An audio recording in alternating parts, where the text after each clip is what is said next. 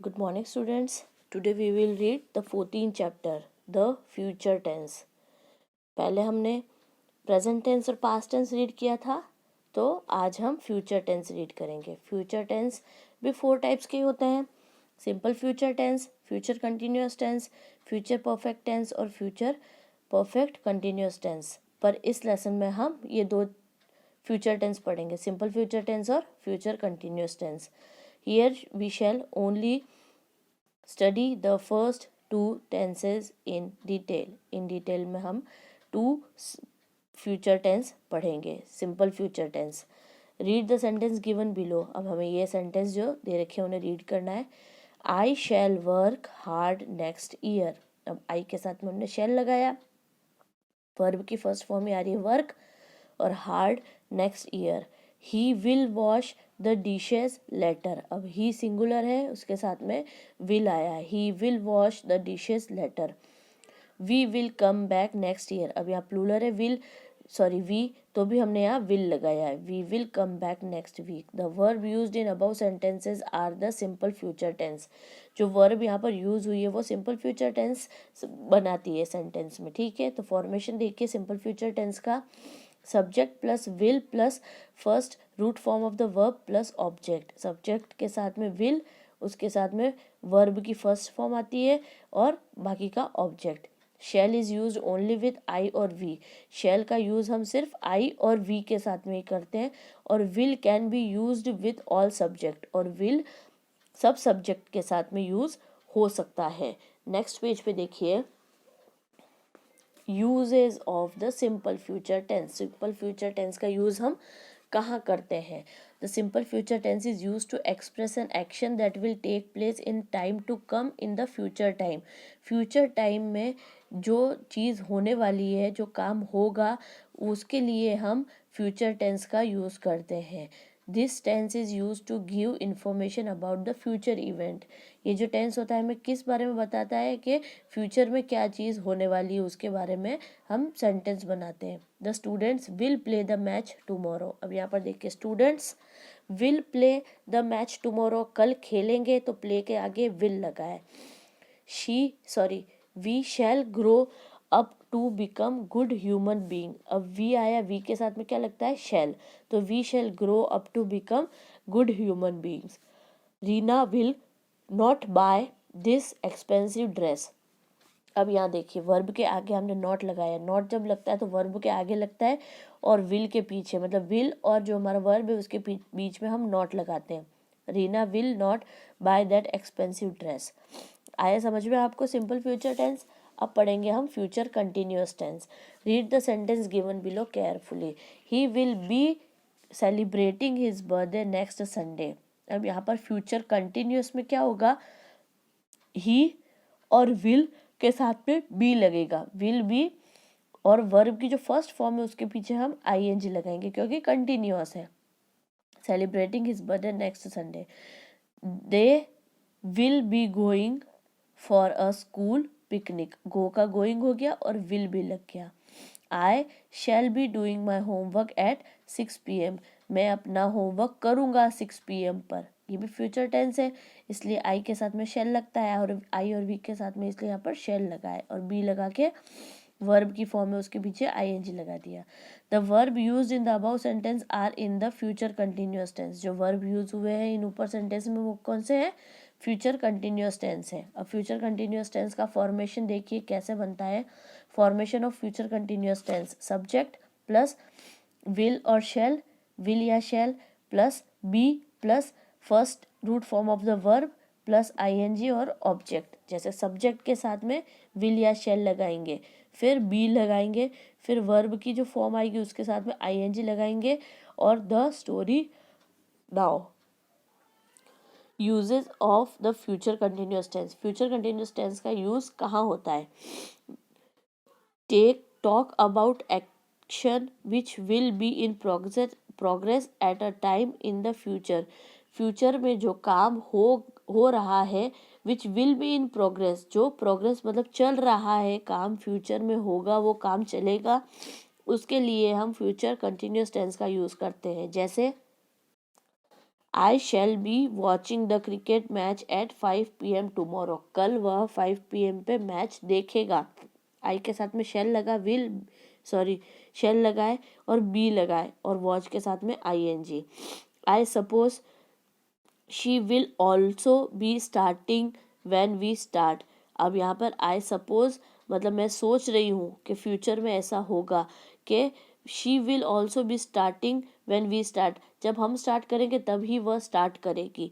ठीक है, तो ये सोचना हो गया। सोचना किसके बारे में हुआ? फ्यूचर टेंस के बारे में हुआ, इसलिए हमने यहाँ पर विल ऑल्सो बी स्टार्टिंग लगाया है। नेक्स्ट पेज पे देखिए, talk about action in the future which are already planned or which are normally expected to happen or occur। ऐसे एक्शन, ऐसा काम के बारे में बात करना जो फ्यूचर में हो, हमने प्लान कर रखा है पहले से और वह हमने माना है कि वह होगा ही, ये चीज़ होगी ही फ्यूचर में। वहाँ पर हम फ्यूचर कंटिन्यूस टेंस का यूज़ करते हैं। My brother will be staying here till next Monday. अब उसका भाई आएगा और वह नेक्स्ट मंडे तक रहेगा ही वहाँ पर, इसलिए उसने यहाँ पर विल बी स्टेइंग का यूज़ किया है फ्यूचर कंटिन्यूस में। The doctor will be coming at 10 minutes। अब फ्यूचर टेंस में वह फिक्स है कि हाँ उसने प्लान किया है कि वो 10 मिनट में आ जाएगा, तो डॉक्टर 10 मिनट में आ जाएगा। They will be meeting up next week. वह नेक्स्ट वीक मिल रहे हैं, उन्होंने ये प्लान बना रखा है, तो नेक्स्ट वीक वह मिलेंगे, इसलिए यहाँ पर विल बी मीटिंग आया है। अब देखिए नेक्स्ट एक चीज़ और बता रखी है इसमें, the going to form. Going to ये फॉर्म हम कैसे यूज़ करते हैं वो बता रखा है, इसके लिए हम सेंटेंस पढ़ेंगे। I am going to win this match. अब वह उसने जीता नहीं, पर फ्यूचर टेंस की बात कर रहा है कि जैसे वह जीतेगा, तो I am going to win this match, मैं ये मैच जीतूंगा। My mother is going to get a new dress. मेरी मम्मी नई ड्रेस लाएगी। They are going to tell us an interesting story. वह हमें एक इंटरेस्टिंग स्टोरी सुनाएंगे। तो the verb used in above sentence are in the going to form. जो verb use हुए हैं वो गोइंग टू फॉर्म में यूज हुए हैं। गोइंग टू फॉर्म कैसे बनाते हैं हम? सब्जेक्ट के साथ में इज एम आर, फिर गोइंग टू, फिर रूट की वर्ब की फर्स्ट फॉर्म आएगी और बाद में object. Usages of going to form. Going to form का यूज हम कहाँ पर करते हैं? The going to form is used to express when we intend doing something in the near future। अब नियर फ्यूचर मतलब होगा तो वो चीज़ बाद में, ठीक है, पर हमें पता है कि वह बहुत जल्दी होगी, ठीक है, वैसे करेंगे। जैसे I am going to scold her for her mistake. उसकी मिस्टेक के लिए वह उसे डांटेगी। डांटेगी का फ्यूचर में बाद में डांटेगी, पर उसे पता है कि हाँ वह मतलब अब थोड़ी देर बाद जब वह आ जाएगा तब उसे डांटेगी ही वह, इसलिए यहाँ पर आई एम गोइंग टू आ रहा है। She is going to call her right now.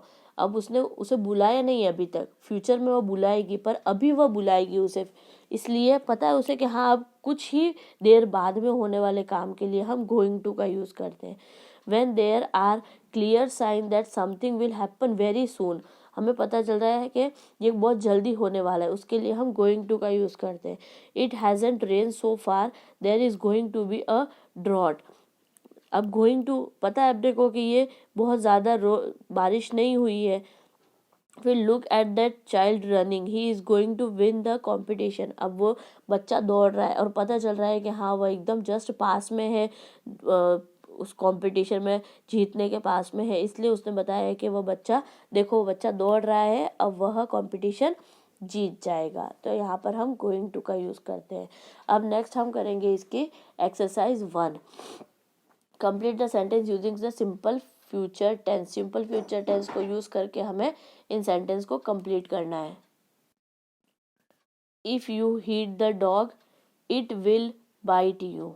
अब यहाँ अगर हमने उस डॉग को मारा, अगर तुमने उस डॉग को मारा तो वह तुम्हें काट लेगा। तो इट हमने डॉग के लिए लगाया और विल, और उसके लिए वर्ब की फर्स्ट फॉर्म लगाई है bite, will bite you. If you get late for school you will punish by your teacher.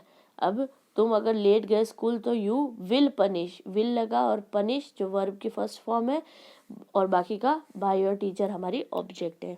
Next third है, if you keep sleeping you will let for your school. अगर तुम सोते रहे तो तुम यू विल लेट, विल आया और late verb की फर्स्ट फॉर्म, बाकी का object for your school. If it is raining we will get wet, अगर बारिश होती रही तो हम भीग जाएंगे, गीले हो जाएंगे, तो वी विल और गेट वर्ब की first form. If the toy is expensive I will not purchase it, I will और नॉट और परचेज, परचेज फर्स्ट फॉर्म है तो विल नॉट आ गया यहाँ पर। If you work hard you will get good marks, अगर तुम वर्क हार्ड करोगे तो तुम्हें अच्छे मार्क्स मिलेंगे, तो विल और गेट वर्ब की first form. This time tomorrow we will go to park, we will और गो वर्ब की फर्स्ट फॉर्म, टू पार्क ये हमारा ऑब्जेक्ट हो गया।